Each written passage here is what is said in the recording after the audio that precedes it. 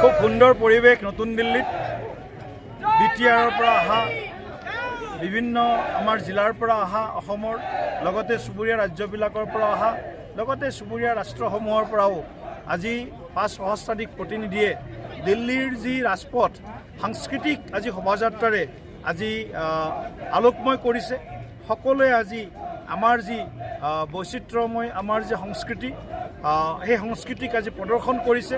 বিশেষকৈ বড়ো ভাই ভনীসকলৰ যি আজি ইয়াত উৎসাহ দেখিছোঁ, মই ভাবিছোঁ যে বড়োলেণ্ডৰ মহোৎসৱৰ যি আমাৰ লক্ষ্য আছিল যে শৈক্ষিক সাংস্কৃতিক সামাজিক অৰ্থনৈতিক উত্তৰণ শান্তি আৰু উন্নয়ন সমান্তৰালভাৱে আগবঢ়াই লৈ যোৱা, সেই ক্ষেত্ৰত আমি যথেষ্ট সফলতা লাভ কৰিছোঁ।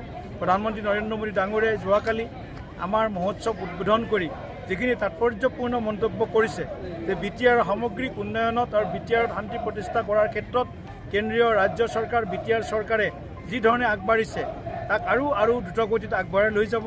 আমি সকলোৱে জানো BTCত যোৱা 4টা দশক তাত অশান্তি আছিল, অস্থিৰ পৰিৱেশ আছিল, হত্যা হিংসা অপহৰণ ধন দাবী বোমা বিস্ফোৰণ গোষ্ঠী সংঘৰ্ষ সকলোৱে দিশত BTC অস্থিৰ আছিল। কিন্তু 2020 চনৰ বিটিআৰ পিছ একৰ্ডৰ পিছত বড়োলেণ্ডত যি শান্তিৰ পৰিৱেশৰ সূচনা হৈছে, যি এক উন্নয়নৰ দ্ৰুত এটা প্ৰতিচ্ছবি দেখিবলৈ পাইছোঁ, তাৰ পৰা আমি অনুমান কৰিছোঁ যে বিটিআৰবাসীৰ যি আশা আকাংক্ষা সেয়া নিশ্চিতভাৱে সমাগত দিনসমূহত পূৰণ হ'ব আৰু BTCত যিটো শান্তি এই শান্তিটোক আমি স্থায়ী শান্তিলৈ আমি ৰূপান্তৰ কৰিম আৰু সমান্তৰালভাৱে BTCবাসীৰ যি দীৰ্ঘদিনীয়া যি সংগ্ৰাম আছিল, সশস্ত্ৰ সংগ্ৰামো হৈছিল, ৰাজনৈতিক সংগ্ৰামো হৈছিল আৰু গণতান্ত্ৰিক সংগ্ৰামো হৈছিল।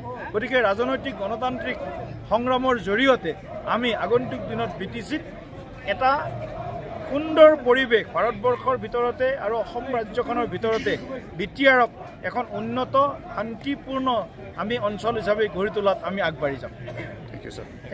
বড়োলেণ্ড মহোৎসৱ নতুন দিল্লীত প্ৰথমবাৰৰ বাবে আয়োজন হৈছে আৰু আজিৰ যি সাংস্কৃতিক শোভাযাত্ৰা কালচাৰেল প্ৰচেছন সেইটোৱে আজি দিল্লীবাসীক মোহিত কৰিছে।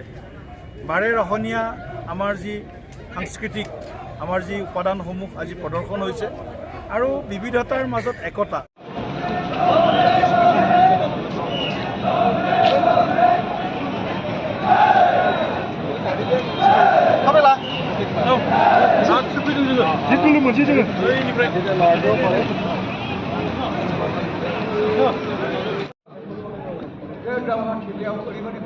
मानसिफ्रा जमा जादोंमोन।